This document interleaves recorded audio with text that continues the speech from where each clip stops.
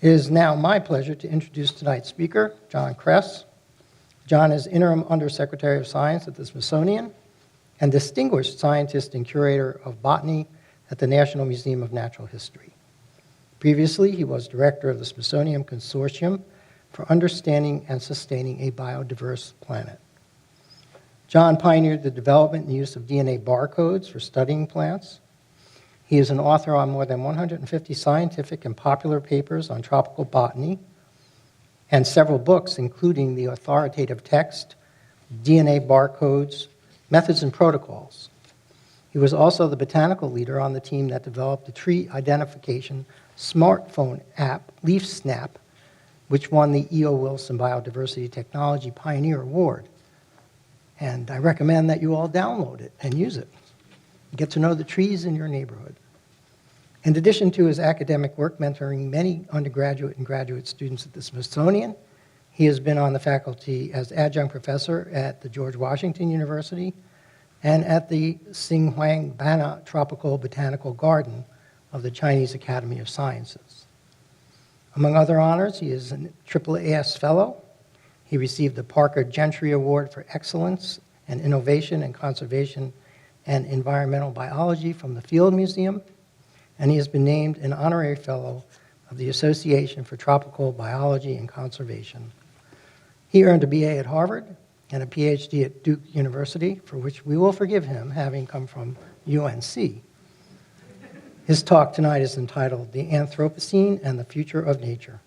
Please hold questions to the end, and join me in welcoming John to the podium. John?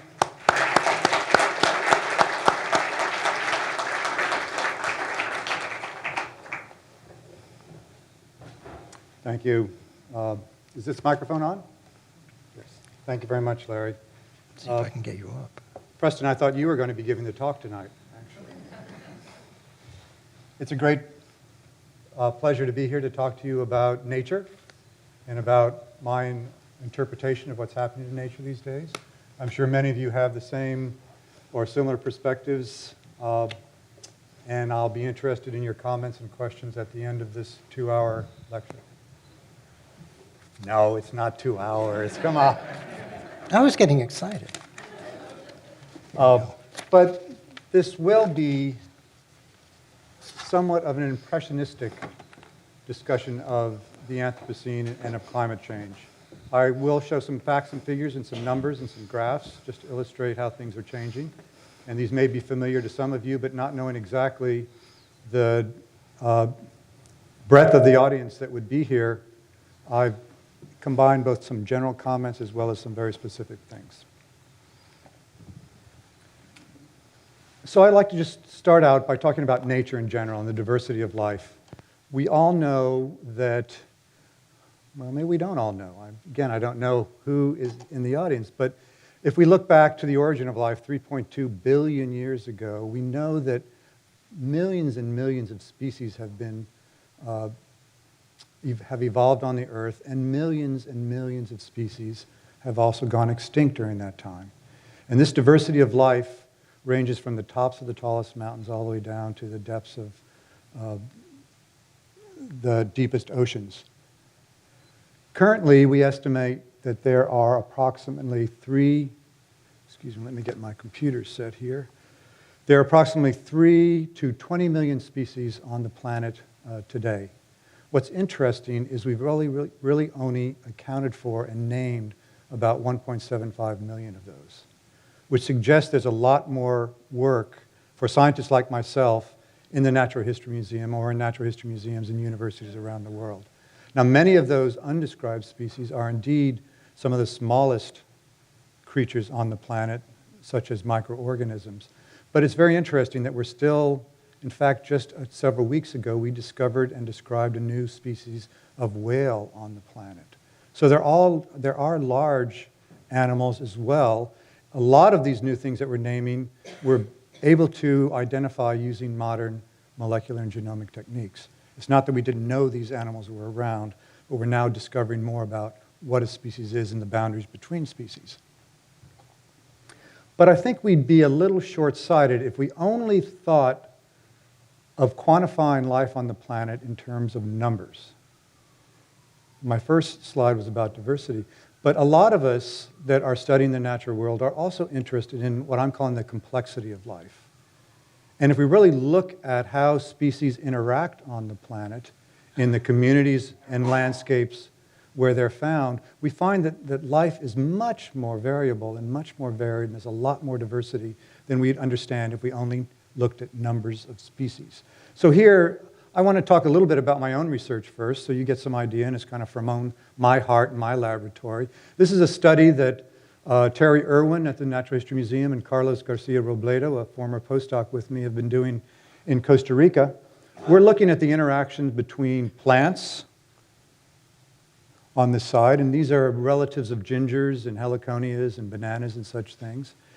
And we're looking at the beetles, particularly hispin beetles, that actually feed on these plants. So these are herbivores, and they feed on the young rolled leaves of these zingiberales. Now, if we only counted up the numbers of species in this, and this is all done in a community, a lowland rainforest community in Costa Rica. If we only counted up the numbers, we'd have one estimate of how diverse this sort of interaction is. But when we start looking at actually the interactions and finding that not only are there one-to-one species relationships between the beetles and the plants, but there are also numerous relationships between a single species of beetle and many species of plant, or many species of plant and many species of beetle, we find out that this complexity and this interaction and this diversity of life is much, much, much greater than we thought. So it's only when we get actually out of the museums and into the field and start studying the organisms themselves and seeing how they interact that we begin to understand the true complexity of nature and the complexity of life on Earth. So that's one example. That's kind of looking at the macro community interaction of, in this case, herbivores and the plants they feed on. Let's look at another system that's much more simpler and also get an idea of how looking at numbers of species is not the same as looking at interactions of species. This is a system I've been working on for almost my entire research career. This is a plant called Heliconia. Some of you, how many of you have seen or heard of Heliconia? Oh, you guys got to go to Costa Rica.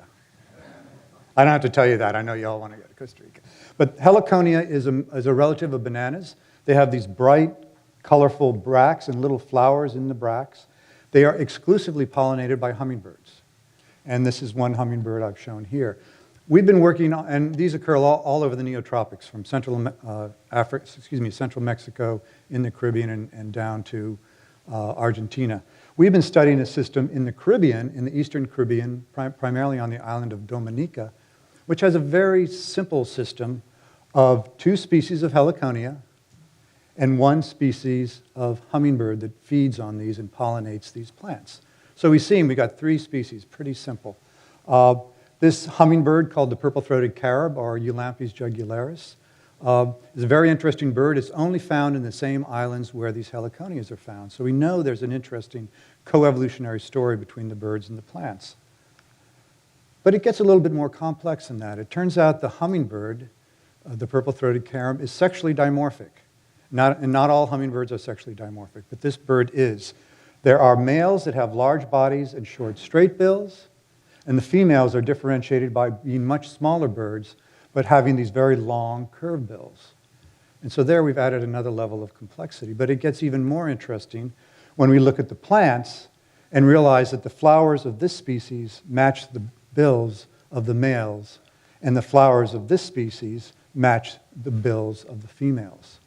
So even though we have 3 species, the interactions become much more complex.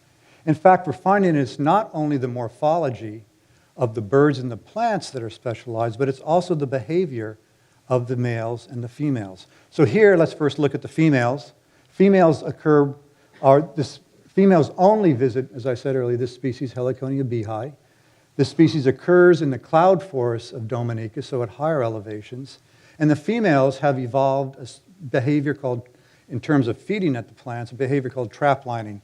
So these females will follow a given pattern of plants throughout the forest here all day long, feeding at each of these plants, sucking nectar from the flowers as their main source of energy. And this is called trap lining. The males, because their bills are so short and straight, cannot get nectar from these flowers because, as you can see here, they just don't fit into those flowers. So they exclude the males, only allow the females to forage in this trap lining behavior. Now, if we look at the males, it's the exact opposite sort of situation. The males visit only Heliconia caribaea, and Heliconia caribaea is only found at the lowlands in Dominica. And they grow in these big patches. They don't grow in these scattered individuals around the forest. And the males, with their short, straight bills and their big, tough bodies, they don't trap line. They actually defend territories around these clumps of Heliconia. Once in a while, the females, because they have the longer bills, can actually feed from these flowers, but rarely do the males actually let them into the territories to feed. The males also exclude every other male and even other species of hummingbird that are on the island that try to come into these territories, but the males are extremely pugnacious. And what's so nice about Dominica, for me as a biologist, is you can sit there all day long and watch this happening. There's nothing magical or nothing secretive about it. The males are out there keeping the females, keeping other males out of the territory, and feeding in the same flowers hour after hour after hour in this territorial fashion. So for a little variety, I thought, why should I talk about this behavior when I can show you this behavior? So let's see if I can pull up a little video that was made by the BBC, came to Dominica, that shows you what this system is really like and the hummingbirds and plants in action. So here we are in the forest of Dominica. This is that species called Heliconia caribaea, these bright colors. It comes in a red form and a yellow form. They grow in these big clumps. You can see other plants around them. Here are the flowers that actually contain the nectar that the males visit. You'll see a few other players here. A little ant scurries across there. And here's the purple-throated Carib hummingbird. This is the male. It has a relatively short, straight bill, and you can see the long tongue allows it to actually get down into that flower. Here comes the male in right now visiting the flower, and we've slowed down the footage so you can actually see what the hummingbird is doing here. Here comes another one. Amazing acrobats. So you can understand why you want to sit there all day long and watch these hummingbirds doing what they're doing. Now this is a bird that comes in, and this is actually a female. And you can tell when you see her pull her bill out, it's a long curved bill. Her bill is so big she has to perch on the plant, and here comes the male in who just now chased her away. So that was an intrusion by the female. The male was guarding this territory. He let the female in a little bit, and I'll tell you about that in a second. But then he chased her out, and she went running out, and he went back to defending his territory. Now, I'm looking for volunteers that want to go to Dominica and watch hummingbirds. So anybody that's interested, just let me know. This is the interesting thing about this system. Not only are the males defending this territory, but they're actually partitioning their territory up, using part of the territory for their own nutritional needs, and I'm showing that here. They need to feed from 188 flowers per day, and we've done all the quantitative stuff on this. They have a territory, they partition part of that territory in their own needs, and then they leave a few flowers, a few inflorescences, specifically to attract the females. They never visit those flowers. So the females come in, they look at the females like you just saw in that video, and they either chase them out or they have sex with them. Now that's a pretty good system. You're using the plants to attract the females that come in. You judge whether they're good or not, and then you mate with them. We call this nectar farming for sex. This has not been reported in any other plant and animal group that we know of. And it took, I'll tell you, it took hours and hours of watching this, of marking the birds, marking the plants, looking at the territories, drawing it all out. But this is the complexity that we only find when we get to know what the natural history of the organisms are like. Now, I wanted to show you one other system that contrasts with this, which is even a more spectacular thing that you would never understand. Well, you can't get much more spectacular than nectar farming for sex, but we've also been working on hummingbirds in the Caribbean. And this is, there's a single species. These are higher elevation forests in southern Costa Rica. There's one hummingbird, or one Heliconia species there named Heliconia tortuosa. But there are 6 or 7 hummingbirds that actually visit this flower. They go in there and they take nectar out and they pick up pollen in some cases. There's even a butterfly here that goes in and visits those flowers. So this looks like a much more generalized system with a single plant and many pollinators. And I thought it would be good also just to watch this because these hummingbirds are even more acrobats than the purple-throated carib. So here's what's called a green hermit visiting the flowers of Heliconia tortuosa. Amazing. This system has evolved so the hummingbird has to enter the flower upside down. But it turns out it's much more specialized than you'd ever understand by just counting the species of birds that are visiting the flowers. This video goes on for quite a while, so I'll stop it. But what we actually found is even though there's 7 species of hummingbirds that visit this plant, and a moth up here, or a butterfly, what we found is only visits from a few of the species that have these long curved bills that actually fit the flowers result in pollen tube growth and seed set in the Heliconias. So after a lot of experiments and a lot of observation, what we found is the plants are actually recognizing which species of hummingbird is visiting their flower. If you can imagine that. You don't think of plants as having this sort of behavior or capability of recognizing things. It turns out the plants monitor the amount of nectar that the hummingbirds take out of the flower, and in that way they can identify the species that's visiting the flower. So another extremely complex system that unless we spend a lot of time out there looking at this, would we understand what's going on. So there are about 320 species of hummingbirds, and there's about 200 plus species of Heliconias out there in the world. So there's a lot of more systems, many more systems to be discovered. And we're trying to repeat some of these same observations in different parts of the distributions of these species to find out if this complexity is very localized or if it's generalized or whatever. Now we know that Charles Darwin was one of the first to actually begin to establish the theory upon which such complex behaviors and interactions could evolve on the planet. And his theory of natural selection, written in The Origin of the Species in 1859, kind of serves as the Bible for all evolutionary biologists.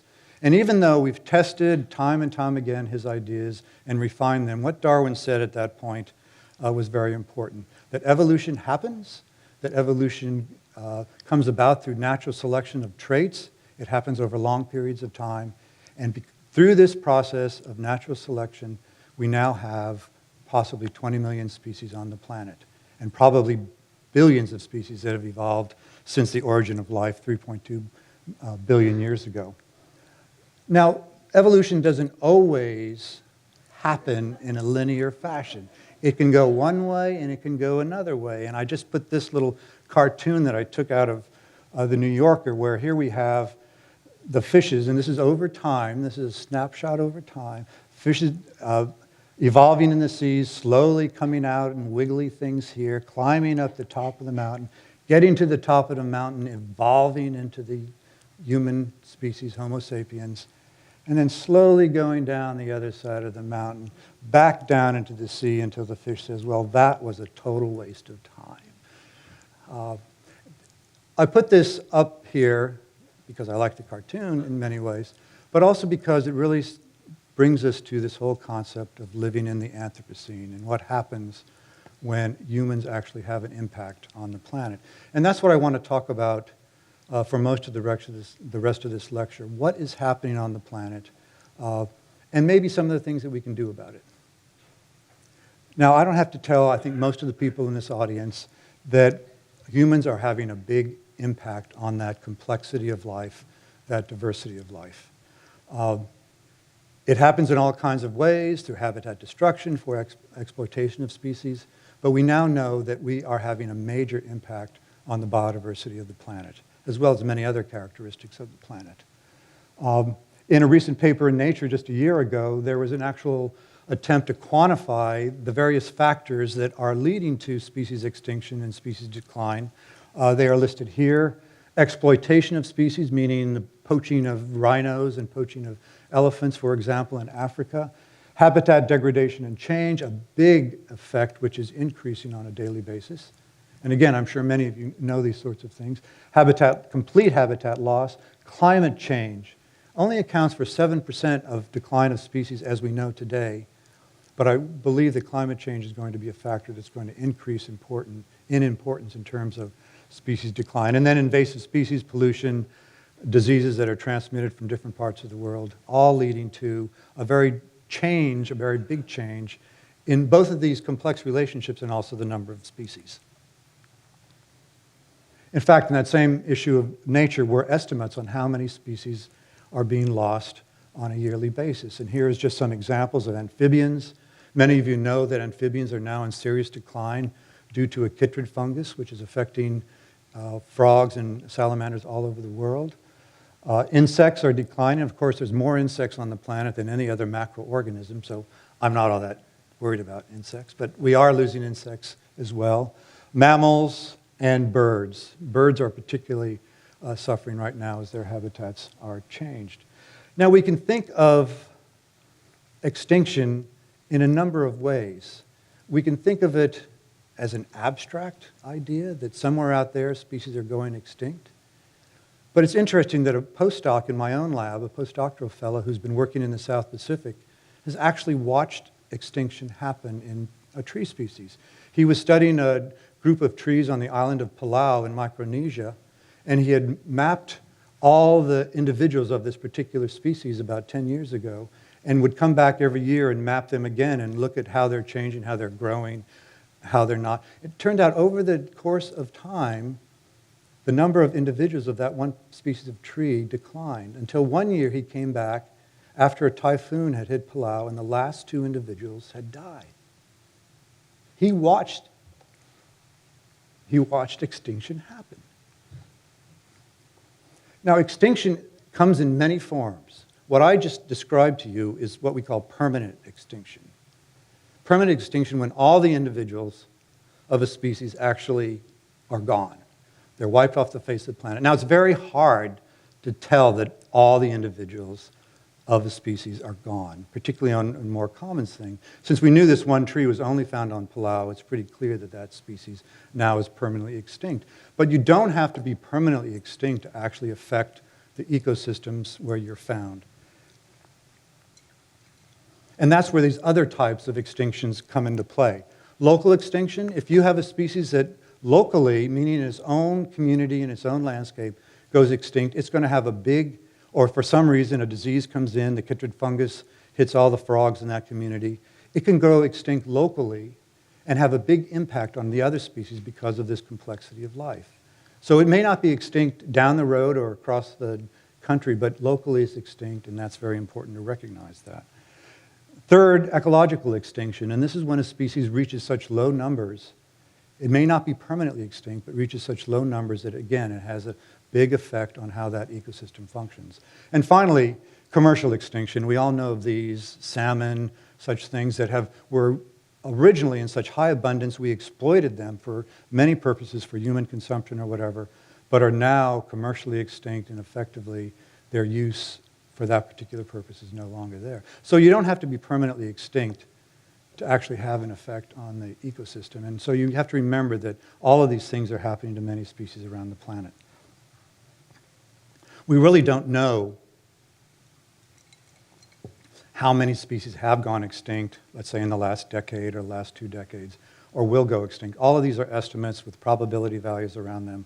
But it is, as I said earlier, it's not simply an abstraction. We know that this is happening. So why is it happening? Species have always gone extinct. I started the talk by saying life has been evolving for over 3 billion years. Species come, species go. There are certain rates of extinction that we can measure through the fossil record that demonstrates how kind of an average rate of extinction. And what we're finding is currently that average rate of extinction is greatly accelerating, primarily because of the activities of humans. And this is where the Anthropocene comes in. Now, how many of you have heard of the term Anthropocene? Oh, I could stop right now, I can see. Anthropocene, actually, this is the first time I saw the term Anthropocene. And I'm a biologist. In 2011, the cover of The Economist, of all places, welcomed us all to the Anthropocene. So this is a term that, it's a scientific term. It's simply a term for the age of humans. It's a term for a geological epoch that we're calling the Anthropocene that has just come into existence. It has not been accepted yet by scientists, and I'll talk about that in a second.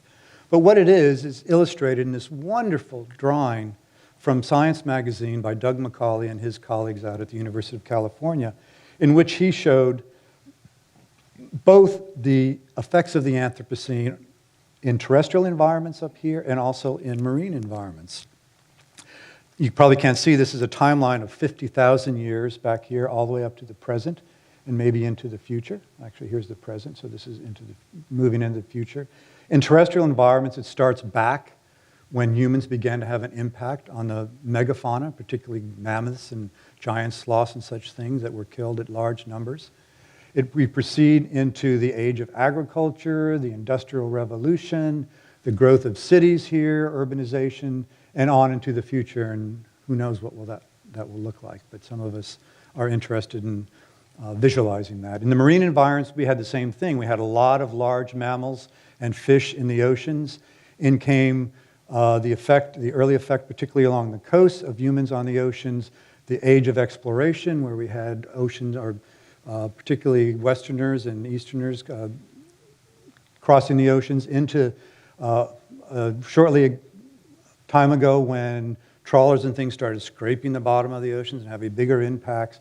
Today, when we're now using the ocean floor for a lot of things, up into the future where we'll have as many possibly activities on the ocean floor as we will have on land. So I think in this very simple but elegant diagram, we get a quick idea and a quick visualization of what the Anthropocene can mean. Now, a little fast lesson in geology. Dr. Klein, last lecture, although I wasn't here, I heard about the lecture, talked about history over the last 3,000 years. We're just going to go back to 4.6 billion years here and looking at the origin of the Earth at that point. And here are various epochs, eras, whatever we want to call it, of different periods, geologic periods, in the life of the planet. And each of these, here we recognize at the end of the Permian was the biggest extinction when almost 75% of all life on Earth disappeared. Here's the extinction of the dinosaurs at the end of the Cretaceous, about 65 million years ago.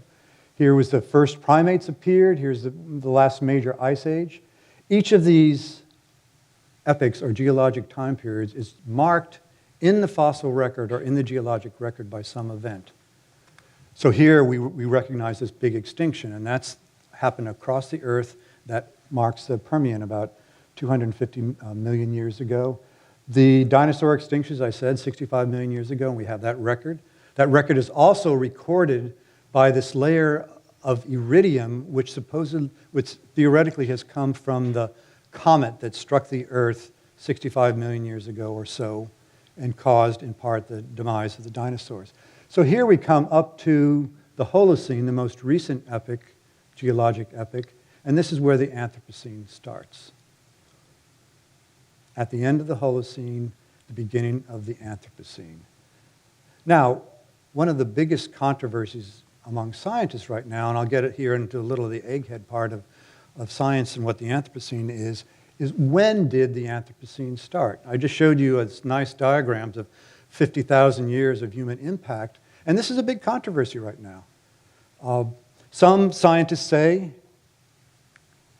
that it was the beginning of that effect on the megafauna when humans first started making species go extinct, that was the beginning of the Anthropocene. Others say, no, that really didn't have a big effect. It was the origins of farming about 11,000 years ago when large tracts of land began to be cut down and cleared for agricultural crops. Others recognize the age of exploration and the collision of what we call the old and the new worlds after Columbus in 1492, when suddenly these continents that had been separated over millions of years of continental drift with their fauna and their flora and their own biodiversity evolving separately, suddenly all this was brought together by the age of exploration. Slavery, the trade, all these things caused all kinds of migrations of organisms and big changes on the planet. Most scientists recognize the Industrial Revolution in the late 1700s as the beginning of the Anthropocene, primarily because of the effects on the atmosphere, which I'll go into in a minute. And some even, because of a particular strong signal, are recognizing the age of modern warfare, essentially, as the beginning of the Anthropocene, because, and some of them have actually picked out a single day, July 16th, 1945, the day of the first atomic bomb test. So now we can recognize, in 1,000 years from now and 10,000 years from now, we will be able to recognize this by this layer of radioactivity on the planet. And that's why they've chosen that particular day. And obviously that has increased over time. The debate is still out, or the debate is still on, the jury is out, when the Anthropocene began, but there is a major meeting of geologists next year when they're actually going to first adopt or not adopt the term Anthropocene, so it's not official yet, but also try to adopt when the Anthropocene began. There's few that disagree with the fact that humans are having such a major impact on the planet that it really deserves a new geological age. There's some that don't like the term Anthropocene, and there's some that would prefer to see some other term, but we'll see what happens when it comes around. Despite the naming and the Anthropocene, we know that there are major changes afoot. I'm just going to take a few slides in a few minutes to go over some of those. Again, most or many of you are familiar with this, but I think it helps to see how and why all this is happening. Now, the Anthropocene is really about environmental change. It's about climate change, but it's also about clearing of land, it's about mountaintop mining, it's about pollution in the atmosphere, it's about alteration of how we use the land and the sea. But one of the biggest causes of the Anthropocene that we all recognize is the increase in CO2 in the atmosphere. So let's look at a little of the history so you get some big time span concept of what this really means. Here is a chart that goes back to the age or the extinction of the dinosaurs 65 million years ago, all the way up to the present. And I've mapped the parts per million of carbon dioxide in the atmosphere, starting at that point, coming all the way up to the present. As you can see, when the dinosaurs declined, the carbon dioxide, I'm not going to go into all the causes of this, there were no humans around at that time, so we know it's not burning of fossil fuels, but there were about 500 parts per million of carbon dioxide in the atmosphere. For some reason, that carbon dioxide greatly increased up to 1,000, in some cases 2,000 parts per million in what we call the Paleocene-Eocene thermal maximum, when carbon dioxide was at its highest over the last 100 million years. And then it slowly began to decline over that next 56 million years to the present. And here you can see it goes back down to about 200 to 300 parts per million of carbon dioxide in the atmosphere. And this is just a way we measure that. Now, if we look and go to the last 8,000 years, here's this relatively steady state of about 200 parts per million over the last 80,000 years. And here's what's happening in the last 200 years. Carbon dioxide, once again, in the atmosphere. We've just reached 400 parts per million, and it's predicted to go, or it's estimated to go up as time goes on, as we continue to pump more carbon dioxide from fossil fuels into the atmosphere. So we are going to be back to the age of the dinosaurs. Actually, we're already almost back to the age of the dinosaurs. Hopefully, we won't get to the Paleocene-Eocene thermal maximum at 1,000 parts per million, but it's very possible. Now, it wouldn't be so bad. Well, it would be bad, pumping all this carbon dioxide into the air. It wouldn't be so bad if that's all that was happening. Many people have said to me, but John, you're a botanist. Don't plants like more carbon dioxide in the atmosphere? Won't they grow better? Won't they photosynthesize better? Won't they produce more sugars? Well, they will. But it turns out that because of the greenhouse effect, and again, I won't go into details on that, with an increase of that carbon in the atmosphere, or carbon dioxide in the atmosphere, we also get an increase in temperature. So here's temperature measured over the same time period, back to when the dinosaurs went extinct. Temperatures were, this doesn't even matter, but we're talking about 8 degrees centigrade compared to the present higher. It went up again during that Paleo-Eocene thermal maximum when carbon dioxide was the highest, and then it slowly decreased down to the present. And if we look at the present, it's the exact same pattern we had with carbon dioxide. Over the last, this is just the last 120 years or so, 140 years, temperatures are going up again along with that increase in carbon dioxide. So there's a pretty good case that all this is happening. We can talk about details in the question period if you want to, but we know this is happening. So not only are we getting higher carbon dioxide, we're getting higher temperatures, and the manifestation of those higher temperatures are what we're really worried about. Now we all know when the temperature goes up, we still have some of those polar ice caps from the last ice age, we still have glaciers, but when those temperatures goes up, all that ice begins to melt and sea level begins to rise as all water eventually gets back to the sea level.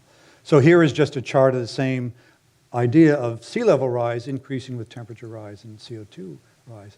Now this doesn't look like a whole lot when we're talking about centimeters here, but over time, even centimeters of increases in sea level will have big effects. And when do those big effects happen? They happen when you have big storms. And so even a small rise in sea level will lead to a major impact when you have something like Hurricane Katrina. And this was one of the first wake-up calls in the United States about climate change, is Hurricane Katrina, when many people lost their lives, $60 billion worth of damage in the New Orleans area. And all of that was because higher temperatures, more severe storms, sea level rise, storm surges increasing, all of this on top of each other leads to these problems. Many of us in the Northeast watched this on the news and heard about it, but it wasn't until a few years ago when Superstorm Sandy actually hit New York, New Jersey, that it became real to a much greater proportion of the people in the United States that indeed these things were happening. Now, Washington, D.C., we all live here in Washington, or maybe there's a few from out of town, but we think, oh, well, we're not on the coast. We don't need to worry about that, and here I am in the Smithsonian Castle over here on the 3rd floor. I'm doing fine, no problem. But here's the Potomac, here's the tidal basin. It turns out 17th Street, which goes right between here, is the lowest point between the tidal basin and Constitution Avenue in downtown D.C. And a few inches rise of sea level, we will see Washington, D.C. flooded as well, and the same sorts of things. Now, this is not going to happen tomorrow, I hope. But we will see the same. This is just an artist's rendition of what, but I think we all have to be conscious of this. With 75% of the world's population living along the coast, or at least within 100 kilometers of the coast, this is going to be a significant problem. What can we do about it? There's 3 things that have been proposed. We can mitigate it. We can try to decrease the causes of putting additional carbon dioxide in the atmosphere. Even if we did that today, we would still have higher temperatures for the next 2,000 to 3,000 years. We can try to adapt to it, and that's where a lot of effort is going into now. After Hurricane Sandy hit, Michael Bloomberg suggested we build a dike around Manhattan, and that's being contemplated right now. There's a new idea afoot of, well, we can intervene in this temperature rise. And there's a number of proposals on the table right now to, for example, pump sulfur into the atmosphere to actually reflect the sunlight away from the planet, and in that way cool it down or prevent it from getting any hotter. Now, we'll talk about that a little bit more in a minute. This would be a major global response, and there's a lot of upsides and downsides to that. So, how is nature responding? I want to spend actually just this one slide talking about it. Well, the same study that we're doing in Costa Rica between those plants, those gingers and relatives, and the beetles that feed on them, we've been doing up a mountainside in Costa Rica. So what I showed you in that I think it was the 3rd slide or the 2nd slide, that was a study done down here in the lowlands between about 70 species of beetle or plants and maybe 120 species of beetles. We've been doing the same sorts of study up the mountainside to see how things are changing and also how the plants and the beetles respond to increased temperatures. Carlos Garcia, the postdoc of mine, who's currently in Mexico in a position in Jalapa, built a nifty little device that actually measured how hot can you get a beetle before it dies. He put a little warming tray, and you put a beetle on the tray, and you slowly raise the temperature until the beetle flips over on its back, and you've then measured its what's called its thermal maximum. Fortunately, he can turn down the heat, and the beetle flips back over and walks away. So he's not killing the beetles, but we can begin to measure how sensitive these beetles are, and then how sensitive the plants are to the beetles. And what we're finding is what happens with climate change? Everything starts moving up the mountainside, trying to track the same temperatures where they evolved in their particular layer on the mountainside. Unfortunately, they eventually get to the top of the mountain, and then there's no place to go. And that's kind of what we're trying to study right now. What sort of cascades of extinctions or changes in interactions and complexity will we find as the beetles and their plants start moving up the mountainside? Really interesting study. But let's look a little bit about how we are reacting, we as humans, particularly in North America. I want to deal with that. And there was a study that was done in January of this year that went out into the public and asked a series of questions about what are your reactions to climate change. And what was interesting, the first question was, if nothing is done to reduce global warming in the future, how serious of a problem do you think it will be for the United States? Well, actually, about 80% of the respondents thought it was pretty serious. If nothing is done to reduce global warming in the future, how serious of a problem do you think it will be for the world? A greater percentage of people thought it was a problem. So they're not quite relating yet that this is happening now. They're thinking about it as happening in the future. And that's kind of an interesting observation of how people... The same survey had another interesting question. If nothing is done to reduce global warming in the future, how much do you think it will hurt you personally? Well, about 50% thought it would hurt them personally. When you ask if nothing is done in the future, how much do you think it will hurt future generations?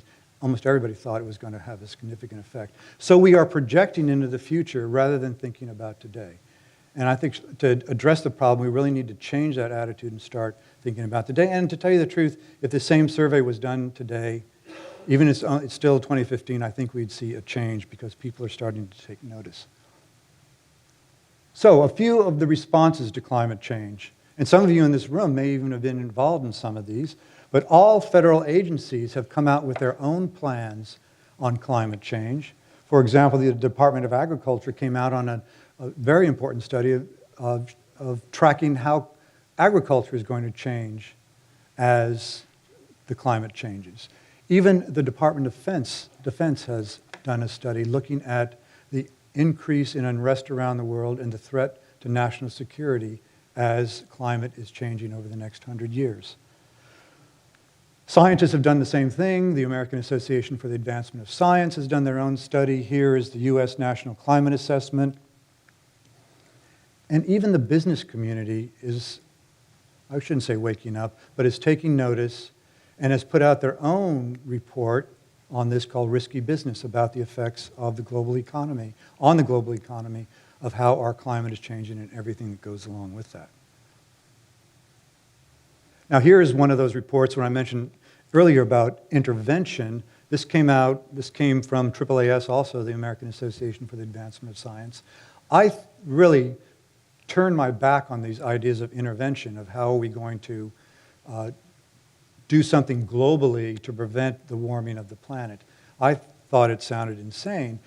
AAAS took the other, and I tried to avoid it. AAAS took the other perspective and said, let's find out about it to make sure we know the facts and do the research on it before we just dismiss this. So they put out several reports advancing that. And I do now agree with this. And I heard Marcia McNutt was here talking about this, and she had a big impact on these studies on climate intervention. So it's something to pay attention to.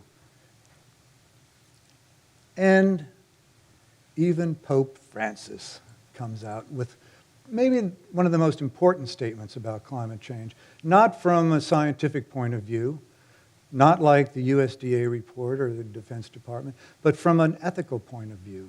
And those of you that have not read the encyclical really should spend a little time with this because he tackles major problems and talks about equality on the planet and inequality on the planet and the disproportionate effect on the planet with climate change. It's a very, very important document. And as an ecologist, I've never read a Pope's encyclical in my entire life.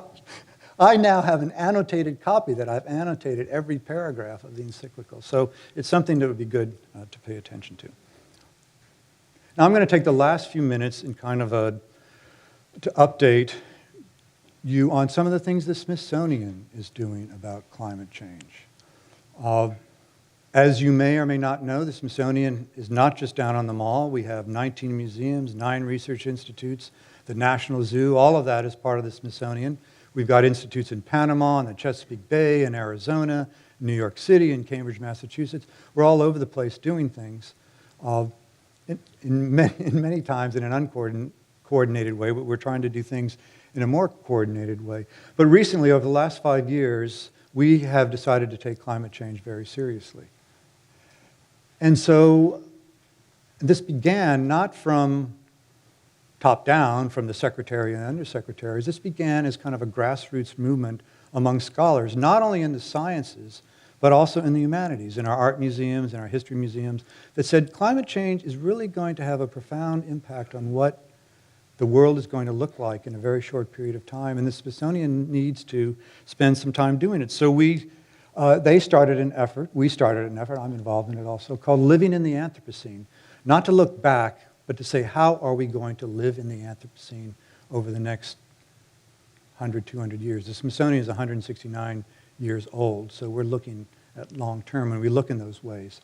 The Living in the Anthropocene effort has hosted a number of major symposia where we get people from not only climate scientists, but economists from the World Bank, people from the CDC, people from the military, all getting together to look at these common problems that we have, and it's been a very interesting discussion.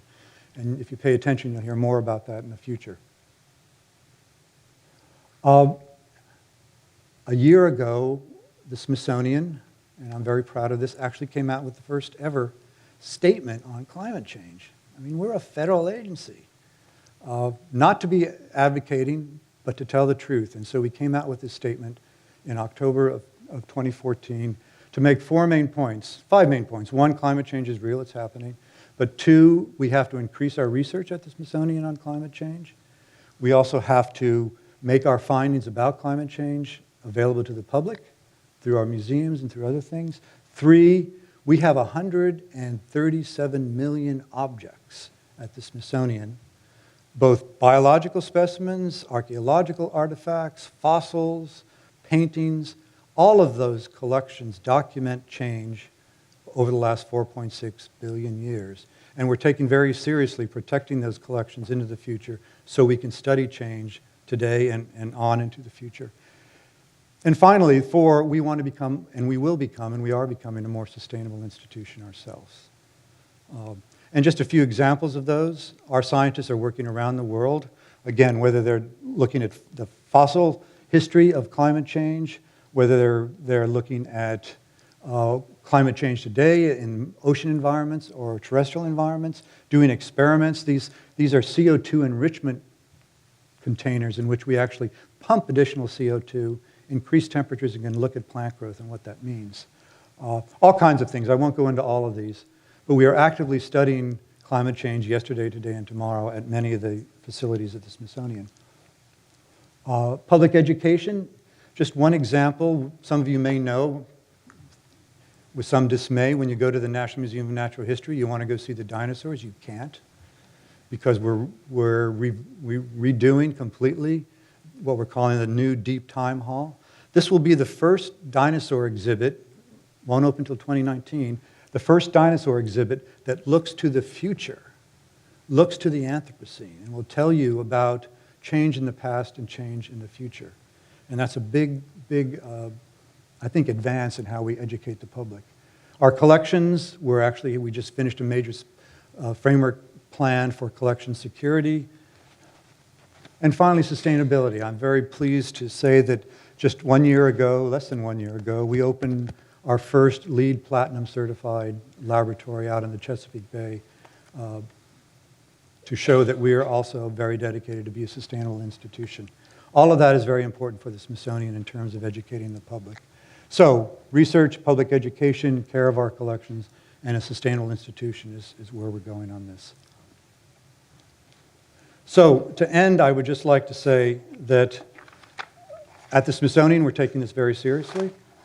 Obviously, we're taking it seriously. It's the most important issue that's facing the planet today, in my mind. We are doing everything we can to take both action and increase our efforts in terms of climate change. I'd like to end by saying at one of our symposia that Living in the Anthropocene hosted, Senator Tim Wirth, some of you may know, was one of the speakers, and what he ended by saying, you know, he looked at the audience, there were 500 people out there, he said, just remember, I'm a senator, but no major social issue was changed by the federal government. They all came about from grassroots efforts, civil rights, women's rights, pollution, all of this stuff. It wasn't the government that led, it was you that led. And so let's lead. That's all I have to say. Thank you.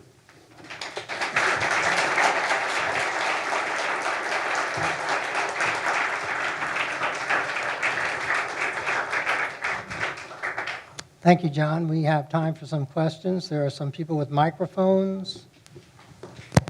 They're getting their microphones. So keep your hand up and they'll bring the microphone to you. And when you get the microphone, please stand up and tell us your name. Right here, Lloyd. Tell us your name, whether you're a member of the society, and ask your question. My name is Scott Matthews. I am a member of the society. This was a very good presentation, although maybe a little bit depressing or alarmist. My question has to do with, you made a statement, something to the effect that we are sort of guaranteed about 2,000 to 3,000 years of additional warming. It is my understanding that the lifetime of CO2 in the atmosphere has been measured somewhere between about 100 and 300 years, depending on how you make the measurement. And I was wondering if you could give some more details about what we can expect in terms of future warming, even if we curb our CO2 emissions. Yeah, that's a very good question. And we know that CO2 comes out of the atmosphere in a number of ways. I mentioned one, trees photosynthesizing, taking CO2 and turning it into green stuff in trunks. We also know that CO2 is absorbed primarily in the oceans. But we also know that there's a maximum amount that the oceans can absorb and that trees can absorb, particularly when there's a lot of expansion of development where these trees are being taken down. I didn't say that, if I did, I was wrong. I didn't say that warming would increase. I said we'd stay at the same level. We wouldn't go down for thousands of years. We know that that CO2 will stay in the atmosphere. We know we are breathing today carbon dioxide that was put in the atmosphere during the Industrial Revolution. So that's going to stay up there for a while. And we can't give you an exact, or I can't give you, I'm not even a climate scientist. The climate scientists can't necessarily give you an exact timing when that will happen. But we know getting carbon out of the atmosphere is a very slow process. And so even if we stop today, we're not going to be out of, I was going to say out of hot water, but I won't say that. Other questions? Right there. Hello, my name is Kate Roylance. I'm not a member of the society. You mentioned that you had some pros and cons of climate intervention that you'd speak with us about, and I was hoping you could expand on that. I was hoping nobody would ask that question, but thank you. I think there are very few pros. We do know that we could theoretically mitigate increased temperature with some of these ways of, as I said, putting sulfur in the atmosphere or sucking carbon out of the atmosphere and putting it in deep wells or other ways. All of those would have to be done on mega-scale basis or would have to somehow be done in some coordinated fashion around the planet. Because if the United States did this, what would Croatia do or what would the UK do? We'd have to have some sort of agreement because this would affect the whole planet. And I don't trust any country on the planet now to do something for the good of the rest of the world. I don't see that happening. So the cons are very great, but I do think we need to look more thoroughly into how bad an idea it would be. That's Other questions? There's one right there. behind you. Hello, Isaac Schomer. I am a member of the Society. And my question is, does the Smithsonian have any plans to potentially move your museums away from Washington, D.C. to higher ground? I can't spill the beans right now, okay? No, we do not. We do not. We are doing what we can to protect not only our collections, but the museums themselves. We feel our position in Washington, D.C. is a very important position to have. We do feel that we need to address all these issues head on and tackle them with the public, and that's what we're trying to do. We don't want to leave.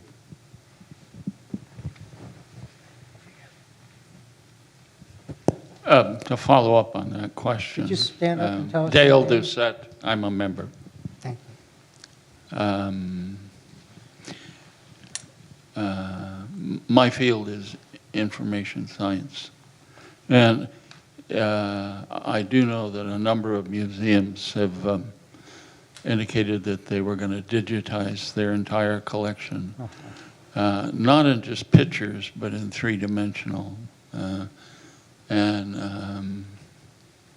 So it seems to me that the future of museums should be in digital that's available to everybody all the time. Could you And phrase I that as a don't worry question? about whether you guys get inundated or not. Digitization is high on our priority level. We agree. We attract about 30 million visitors to the mall every year to our museums. We can reach hundreds of millions of people through digitization and allowing our objects and collections to be out there. We're doing that. It's not an inexpensive thing to do, and with so many collections, we're just getting there. But recently, as a scientific exercise, we digitized all of our bumblebee collection. So we wouldn't have to send our bumblebees around the world to all the bumblebee experts, which is very important. We even 3D digitized President Obama. Usually there's a presidential bust. We did it live. We went over to the White House, brought our 3D, and we digitized the president. So we're very interested in this technology and how it'll move forward. In fact, just one more example, Larry, I know you want. Maybe some of you read in the Washington Post that we received a new T-Rex skeleton last year. Very interesting, the most complete T-Rex skeleton that we know of. We digitized the whole thing, and we're reconstructing it using the model digitized T-Rex before we actually put the real thing together. So we can try it in different positions, we can try it in this and that. And so not only is it important for us to get those images out to the rest of the world, but it's important for us to do a better job of education with things like. So that's very important, very much. Al here. Okay, good, sorry. Hi, my name is Yurata Landwehr. I'm not a member of the Society, but I am a research scientist. But I just wanted to remind the Undersecretary of something he probably forgot. There is a dinosaur exhibit in the museum right now called Last American Dinosaur. I was there 4 hours on Thursday because I also am a docent in the museum. And so you can go to the Smithsonian to see dinosaurs today and a T-Rex head. And one of the things that's so neat about that exhibit is something that actually happened. That exhibit stresses the impact of the asteroid hitting, but one of the things that's really been neat the last year in science, which is the re-understanding and the redating of the Deccan flats by better isotopic dating, which sort of leads to the question or a comment I was going to make, which is there really is a role for humility in understanding the Earth, because as we just re-understanding why the dinosaurs might have disappeared or re-understanding the importance of the Deccan flats. But one of the interventions that I think, I know that you're aware of and you weren't just thinking, is a lot of changes that are going on the Earth are going on not because of climate change, but because of war and other things. And of course, the great seed storage banks that are occurred, which is a way of both saving seeds, both from the actions of climate and the actions of humans. And we know what just happened in Norway, that they just sent seeds because the Syrian seed bank was threatened, send seed up to Norway, and now they're being reestablished in Morocco, I believe. So there's a real need for science and a real optimistic side, which is the discovery of science for contributing, for coping with both climate change and the changes that we as humans can bring on the Anthropocene, changes like war and changes in the surface of the earth. All very good points, and I apologize for not reminding that, yes, you can see 1 or 2 dinosaurs in the Natural History Museum. We would never be without dinosaurs, but the big hall will take a while for you to appreciate. I think your point about the extinction of the dinosaurs is a good one. Science is never ending. We may think we know the answer to something. We may think it was the bolide that hit the earth, but we find out new things all the time that make us reevaluate what we originally thought was true and how things worked. And that's the beauty of science. It will never go away. We'll always be describing and understanding more about the planet. Al? My name is Al Ehrlich. I am a member of the society, and I'm a physicist. And for starters, I want to say, so as not to provoke any antagonism, that I do believe CO2 is a major cause of warming. But there are alternate theories around, for example, gamma rays, producing clouds, producing reflection, things like that. And I just wondered if there was any consideration of these alternative ideas within your community. That's a good point. I believe that climate change is not caused by any one thing. I believe that we're in a period where there's a lot of different factors that are leading to what we're seeing as change on the planet. And even though I focused on climate change and CO2, there are other things that are the reasons why we've entered the Anthropocene. And I think, however you want to understand the increase in temperatures, you can do that, but it's, I think, a lot of interacting factors. I still think CO2 in the atmospheres and the increase, the evidence seems to be pretty strong that that is the major cause, not the only cause, of climate change. We're not doing that sort of work at the Smithsonian, and that's going on in other places. Thank you. That's kind of my view. Yeah. Okay. Any other questions? This question over there. Oh, Scott? Since the microphone was there. Hi, thank you. I'm Jim Fraser. I'm not a member. I was very struck by your slide that showed that climate change currently, I think it said 7% of the extinctions, and basically exploitation was in the range of 1/3, and habitat destruction was in the range of 1/3. And climate change will grow, it'll get worse, but the other ones aren't going away. Sure. And I went to... Is there a question? Question? Sorry? Question? Yeah, well, the question is what we do about habitat destruction, basically. It seems like that's still going to be a problem, and whatever we do about climate change, what are the potential solutions to habitat destruction? Sure. Those were percentages of possible causes of extinction. So that all adds up to 100%. So those percentages may change and shift if climate change becomes more important. But that doesn't mean the overall magnitude of those things is going to go down. I think habitat destruction is on the rise too.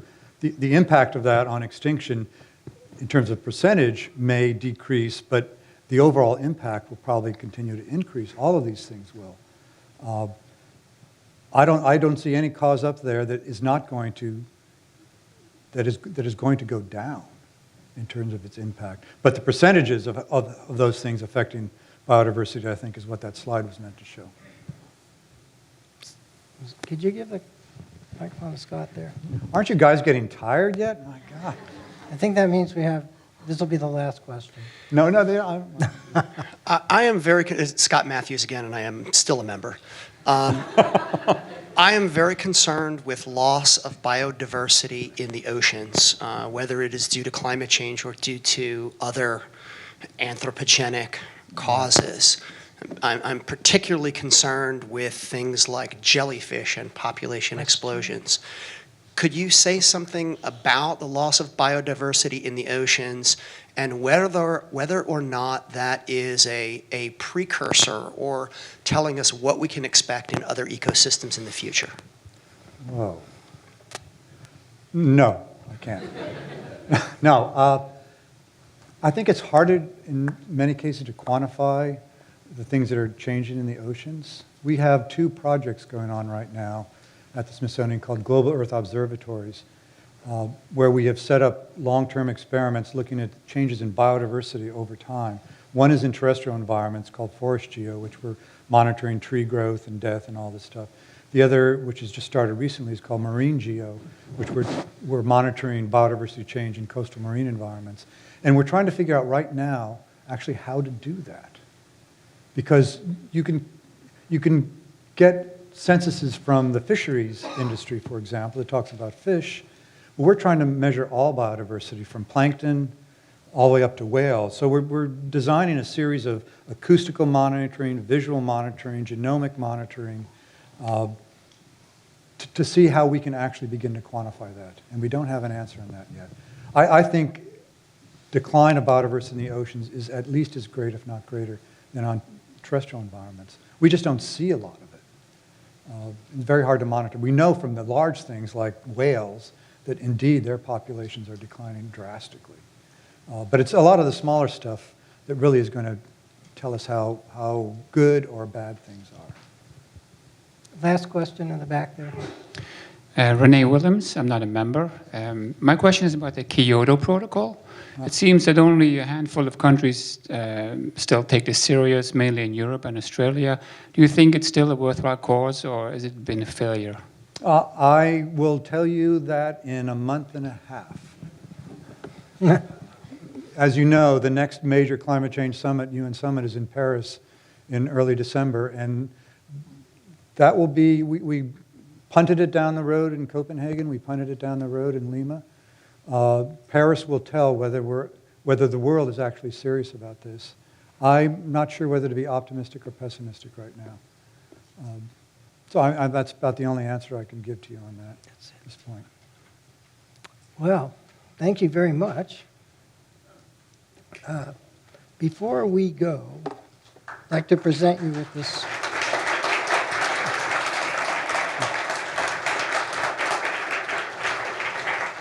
As a token of thanks for giving this lecture, I'd like to present you with this signed, framed copy of the announcement of your talk on behalf of the General Committee and all the membership of PSW. I appreciate that very Thank much. you My very pleasure much. to come and talk.